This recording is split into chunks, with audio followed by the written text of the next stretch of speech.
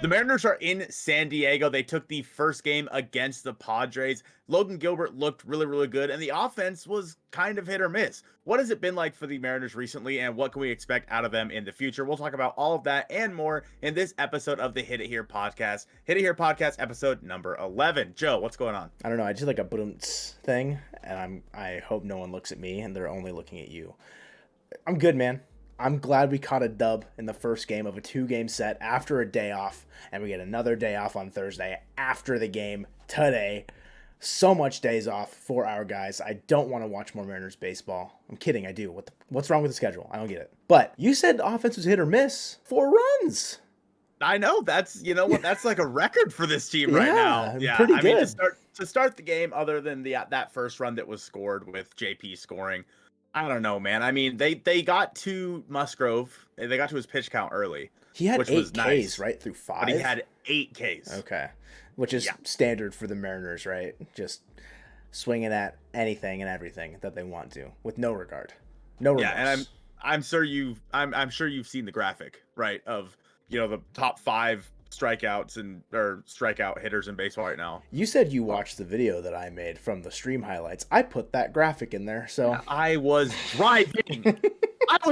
Yes, okay, I saw the graphic. I saw the graphic. Okay.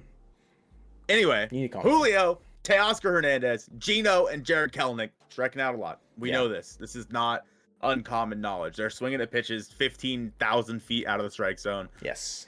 We know this by now, but has that been the bane of the Mariners' existence so far? Yeah, I would say, especially against a team like the Rangers, who the pitching staff hasn't been very good, but if they're able to get hitters to chase like these guys, they're going to be all right. And the Mariners got shut out twice. They only got shut out once in Texas, but they almost got shut out twice, right? Yeah. Well, it was garbage innings. So the first game was 2-0, second game was 16-6, and the last game was 12-3. So they didn't. I don't think they scored off of Eovaldi. They might have scored one. I don't remember. But one. Yeah, they scored one in the first inning. Right. Yeah, and then whatever. So it's just I get what you're saying about the hit or miss, and I think it was later in the game where they scored in yesterday's game. They scored they tacked on. They played the add-on game because the Padres came back and they scored one, and then it was tied for a little bit, right? And then the Mariners added on. Yeah, and it was, Teoscar hit a absolute missile out to center field for his 10th home run of the season. It wasn't a bad pitch either. It was a changeup kind of low and away that he hit the home run on. Okay. Out to dead center field. Ty France also almost went deep. Julio. He doubled, right? He doubled. Yeah. Okay. He doubled off the left field fence. Yeah. Got it. Almost went out. And then Julio's home run. I saw the hanger. Goodness. Yeah. Yeah. So it was nice. That was the first time I think the Mariners had homered since might have been the first game of the Yankees series. Hey, what's up? It's me, a bobblehead from Foco. Yeah, you can get any in-stock bobbles for 60% off right now over at Foco.com until Thursday, June 8th. At 12 a.m. Eastern Time. Make sure to grab your bobble with the link down below in the description, and make sure to use code Mariner Mojo 10 at checkout for 10% off your order. Shout out to the Bobble Bash and shout out to Foco. I'm not going to say the offense was good because it wasn't good. Realistically, the Mariners have scored more? Abso-freaking-lutely. The first run they scored was all 2-out hitting, which for some reason I feel like that's the only time they scored. They can string hits together is with 2 outs. I think it said they were. Oh, it was in the Rangers series. I saw this graphic pop up on screen from Root, but maybe like 6th in all of MLB in RBIs with 2 outs or something like that. Yeah, sounds right. So the strikeout rates. Do you think that's a problem for the rest of the season? Like going forward, those guys specifically striking out as much as they are? There's, I would say, one guy that I'm the most concerned about, and it is JK, because the strikeouts are starting to pile up a little bit. And I don't know if it's, the league catching up to him slowing down, because he got off to an astronomical start for himself. And I don't know if there's pressure there to try and keep up that pace, but you can tell that his approach is, I think, he's kind of getting away from himself, I think, a little bit. And if I'm Scott, how do I kind of manage that? And they've shuffled the lineup a little bit here and there. JK moved up to the 3 spot. He led off in the final game against the Rangers, but that was, there's circumstantial things there. I wouldn't be surprised if Jared is hitting 5th, maybe 6th for a little bit here to see if that kind of puts him back on the right track, get him out of the 4 spot. I think he's still having a good year.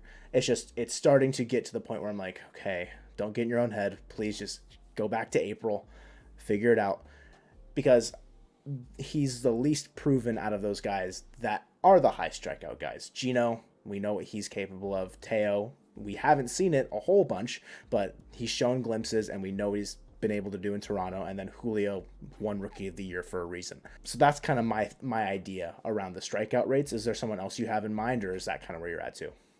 I agree with that. I think that overall, Jared has actually been kind of bad recently. Sure. Like, pretty bad. He's been, I think, over his past like 15, maybe 20 games, he's hitting like 160. Sure. Or something like that.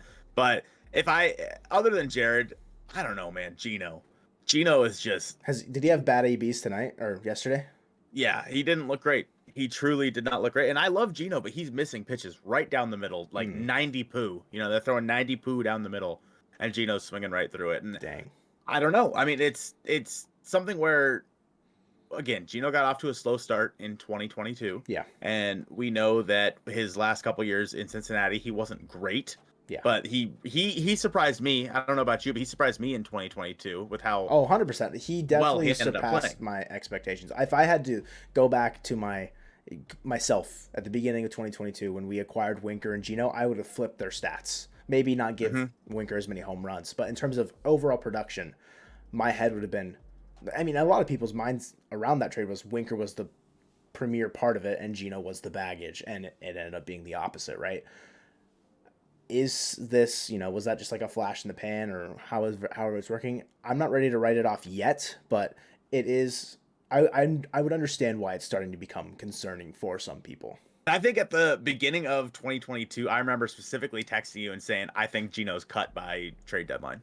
I remember that specifically. I remember saying, I don't think Gino's going to be on this team. I don't think that he's going to be worth the money they're paying him. He's striking out too much. And I will full-fledged admit that I was incredibly wrong. Yeah. And at this point, I have no reason to not believe that Gino's going to find his way out of this slump and he's going to go on a hot streak. But my worry is the Mariners don't have another option at third base. If let's say Gino does regress, and let's say Gino is not 2022 Gino, but he's more 2021 Gino.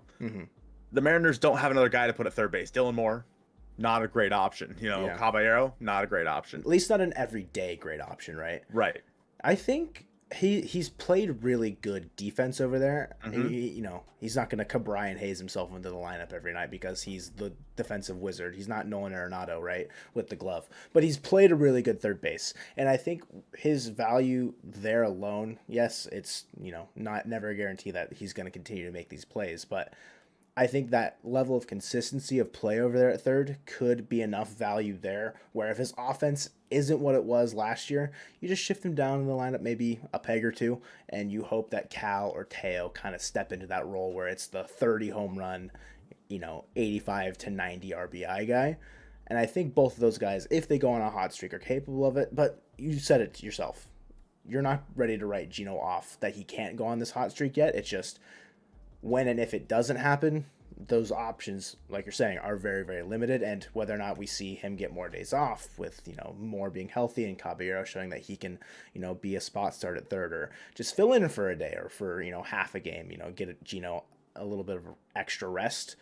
I wouldn't be surprised if that happens as well. So I don't know.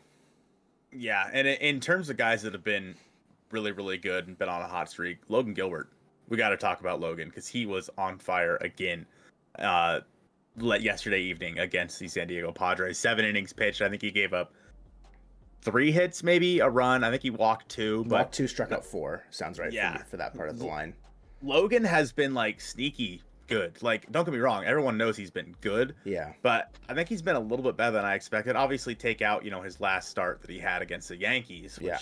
His highs have been really high and his lows have been really low.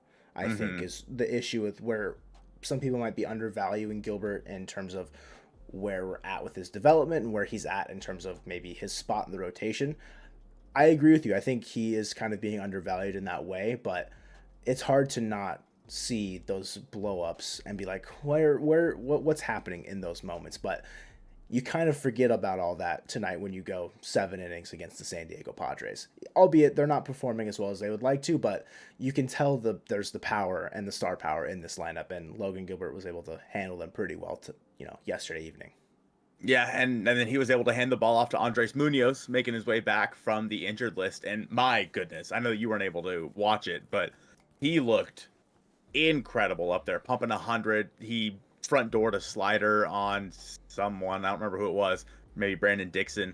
Front door to slider that looked, oh my goodness. He looked like vintage Andres Munoz from what we saw from last year. Tell me, Joe. Like he hasn't missed a beat. How the hell did the Mariners trade Dan Altavilla and Austin Nola for Andres Munoz, Luis Torrens, Taylor Trammell, and Ty France? How did that happen?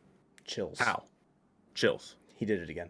He did it, a couple years ago. But that's a great, they took Nola at his peak at a position of a premium at catcher, and Padres needed that in that moment. And they're like, here, take some goods that we don't really need right now. And it has turned out to pay great dividends for us as the Seattle Mariners tie. He's been a cornerstone for us at first. And Munoz, when healthy, has been a top 5 reliever in baseball. Yeah, and he signed that super team-friendly deal. And I looked at it. Going into the trade deadline of 2020, Nola had like a 150 OPS plus. Yeah. Ever since he went to the Padres, 86. Yeah, he's been buns. Bad. Yeah. Bad. And that's why they had to go out and sign Gary Sanchez, who's been bad throughout the past couple of years. So I think that now that players are trying to get healthy for the Seattle Mariners, it looks good. Dylan Moore obviously coming back. We had some guy on our Twitter earlier today telling us the Mariners don't have depth. They have more depth than they have in the past few years. Yeah. So Steven Souza Jr. isn't starting a game out in right field for you this year. Justin Upton isn't playing left field for you this year. So I think that adding back Dylan Moore, albeit Sam Haggerty going down, which other people were telling us, how is this possible? Why don't they send Ford down, who's had 8 at-bats? Yeah. He also, you can't send him down. You just DFA him and he'd leave. You'd have to get DFA'd, yeah. So, yeah, Haggerty has options, and Ford, I think, he fits the mold of the roster better because you've got 4 outfielders plus a 5th if you want to count Dylan Moore because he can go play the outfield. You don't need Sam Haggerty if you've got Dylan Moore. They play the same role. It's just last year when we had both, we didn't have someone more fitting for the roster at that moment in time. And yeah, I'm happy with Haggerty going down and getting some reps because if anything's gonna be good for us and for Haggerty is that he's going to just get into his groove. And when we need him, he can come back up and be a spark plug like he was last year. But I think I know we're talking about Dylan Moore. Munoz going back to the bullpen, I think, just makes the pen so much more deep. And it's already been really good this year. Yeah, we lost Gott in this transactional thing because he's going on the injured list. But with a back 3 of Munoz, Sewald, and then if Brash has his head screwed on right, Topa being amazing. Spire's been really good. Saucedo, he had a little bit of a hiccup in Texas, but so did everybody else. And then Flexen just there kind of chilling with the boys. If Gott's not injured, Flexen gets DFA'd. We all know that, right? Yeah. He lives to see another day. Yes. Yeah. It's Survivor. He was not voted off the island quite yet. But what do they hand out in Survivor? Even like The Bachelor, like roses, he's not going to get a rose eventually. Right. Yeah. Like Survivor, you get like $1 million check. No, but like when you get voted off, like you get. Oh, when you get voted off, they snuff out your torch. Oh, yes. So that that'll happen eventually. When Gott comes back, don't be surprised. Do you think that Jeff Probst would be down to snuff out Chris Flexen's torch? Because I'm down. I think if you think he's on Cameo, we could set that up and be like, once Flexen gets DFA'd. Imagine? I think Flex will probably be gone by the time Murphy comes back. I think Murphy will come back first. Oh, that's a good point. Gott. I forgot because I completely forgot about Murphy. Forgot. All right, guys, that's the end of the thank you for watching. He started his rehab assignment just the other day. Yeah. I don't know how. Maybe by the time they get back home, maybe at the end of the Angels series, or maybe even when the start of the Angels series. I'm not sure how much time. Munoz made 3 appearances in Tacoma. And then Murphy, he was out, yeah, Murphy's already made 1. I don't know if he pitched in yesterday's game if the Rainiers were playing, but I know in Munoz's last appearance, Murphy set up to him. So Right. yeah, if it's gonna be 2-3 outings, yeah, you're right. Flexen's gonna be gone before Gott makes his way back. Or I mean, I don't know. Is Festa long term in the pen? Where are they at with Festa versus Flexen in that situation? Like, do you feel like you need a more long term guy with Wu and Miller maybe being a bit more of a question mark than you would have hoped?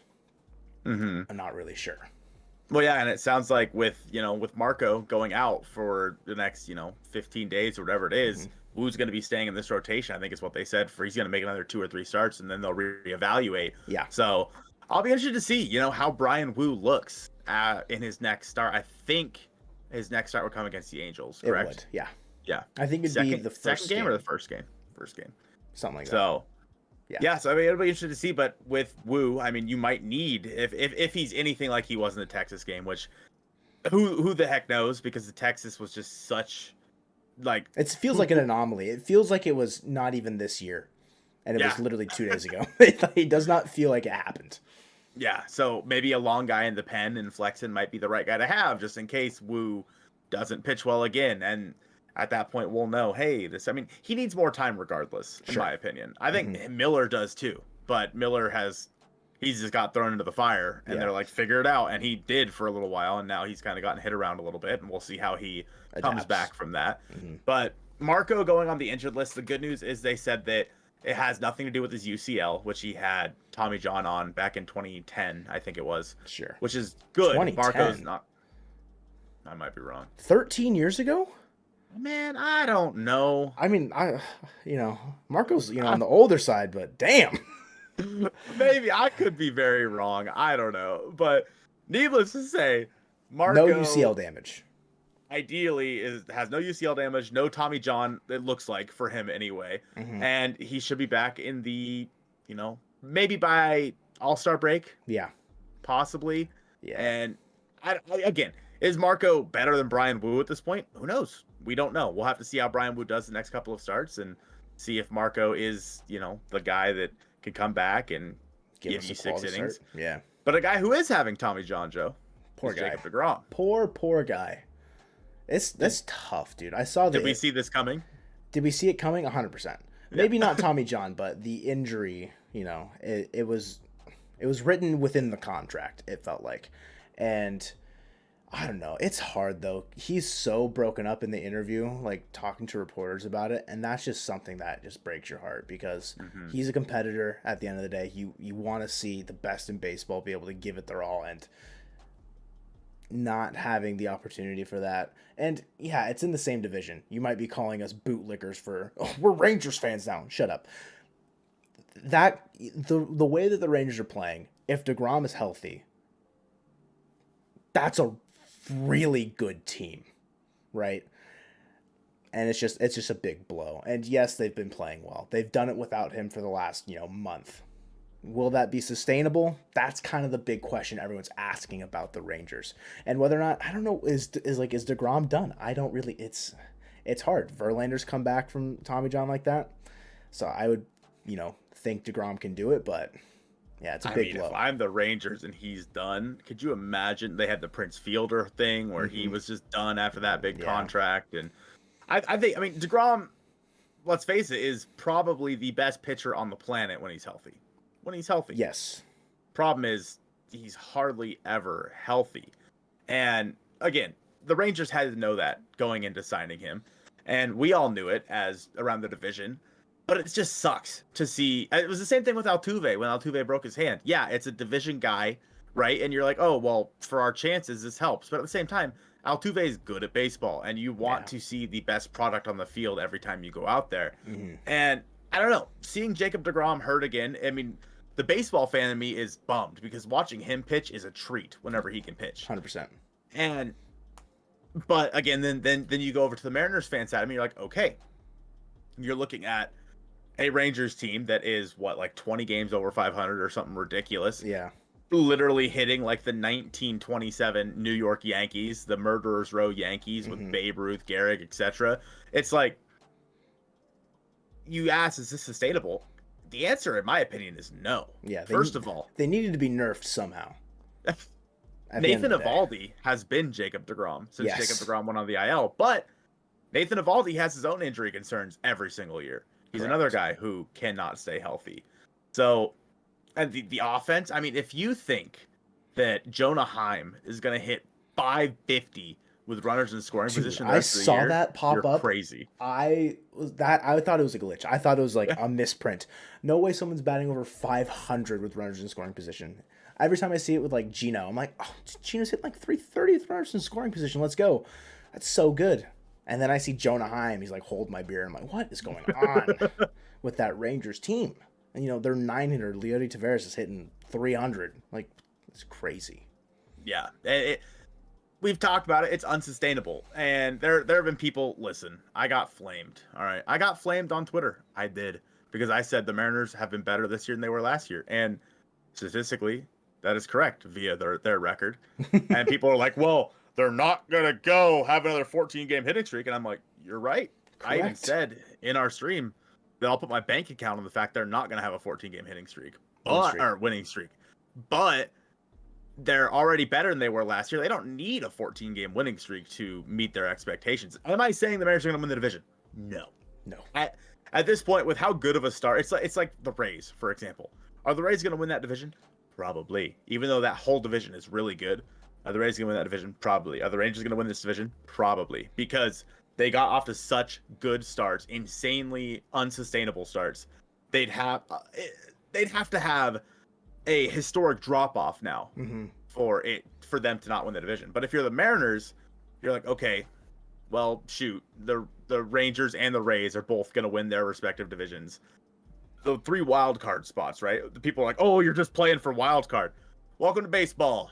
Playoffs are playoffs, baby. Yeah, I mean, you look at the Phillies last year, were they, you know, the undeniable best team in the National League? I would say two teams got eliminated by the championship series teams, the Phillies and the Padres. People would have bet money that it was Braves, Dodgers, and the championship series to go play whoever was coming from the AL. A lot of people would think it was the Astros, and they would have been right. But playoff baseball, playoff any sport, is a completely different ballgame at that point.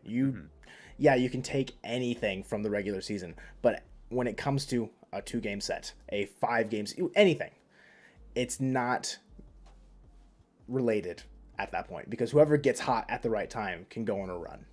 And Bryce Harper willed the Phillies to the World Series, basically. Yeah, and I don't think teams want to face, like in a 5-game series, the teams don't want to face Luis Castillo, George Kirby, and Logan Gilbert. They don't. Why would you want to face those 3? They're some of the best pitchers in baseball right now. Why would you want to? That gives the Mariners a massive edge. And you know that you're towards the end of the season. Those guys can go out there and give you their all, instead of trying to keep a little in the tank for the rest of the season. I am by no means discrediting what the Rangers have done. Correct. or discrediting the slow start the Mariners have been off to. Yeah. I mean, offensively, they've been bad. But the fact of the matter is, there's still 100 games in the season. And how are you people just so miserable all the time? Have some fun with the team. I get that it's a baseball game. Yeah, it's hard to, root for them when they're losing, but have some hope. Have some hope that these major league professionals can turn it around. We're not looking at John Josso playing first base for us anymore, right? We're not looking at James Jones in center field. We've got legitimate ball players now. This isn't the, awful 2010s teams that we're looking at anymore. There's legitimate talent all around the field. It's just sometimes it's not clicking. And it just so happened that everyone, they synced up, for those that understand what that means. And it hasn't been working. Yeah. And I mean, I don't know. Are they going to figure it out? I sure as heck hope so. I don't know what kind of trades could possibly be coming. And it's so interesting from day to day. If the Mariners would have lost this game against the Padres, I would have been interested to see our reaction during this podcast. You know what I mean? But they won, and completely different reaction. It was a fun game. And that's just baseball day to day. You can be mad day to day. Just remember, the Mariners went 7-3 on the homestand, and then they went 1-5, and everyone's like, the 1-5, they're terrible. They just went 7-3 against the Yankees, and they're like, oh well, they beat the Oakland Athletics. Everybody plays the Athletics. welcome to the 2023 schedule. Yeah. Like, you got to beat the bat. You just have to play who's in front of you. And, you know, talking about that, last year the Mariners weren't beating those teams out in front of them that they should have been. And yes, you're looking at last year and they played a lot better against teams above 500. They haven't managed to do that yet. And that, I think, is going to be a true test. But everyone's got to play the Athletics. Everyone's got to go play the Rangers. Everyone's got to play the, you're gonna just have to play whoever's in front of you, and you got to put up the best baseball that you can. The Mariners happen to take the first game from the Padres. Whether or not they take the second game, we'll find out.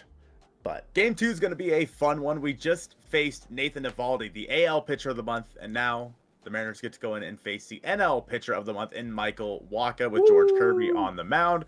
It'll be a fun game. It'll be an interesting game to see how the Mariners can get to Wacha. Obviously, they didn't do great versus Eovaldi. They weren't bad. I think they got him out in like the 5th or the 6th to get to that Rangers bullpen, but at that point the game was already out of hand, so it did not matter. Yeah. But the Padres offense, when on paper, should be a hell of a lot better than the Rangers offense. It's not, but it should be. And so George Kirby versus the Padres offense, or Michael Wacha versus the Mariners offense, I wouldn't say I feel good about the Mariners' chances, but I'm not like, oh God, here we go. Yeah. I was against Eovaldi. Kirby just came off a great outing against the Yankees. If he's continuing to carry that into this start, George is feeling good. I've loved what I've seen out of him, and if Logan can do it, George can do it too. Only time will tell with the Mariners versus Michael Wacha. We'll find out in just a few hours. So that's going to do it for this episode of the Hit It Here podcast. From Joe and Colton here at Mariner Mojo, thanks for watching, and we'll see you next time.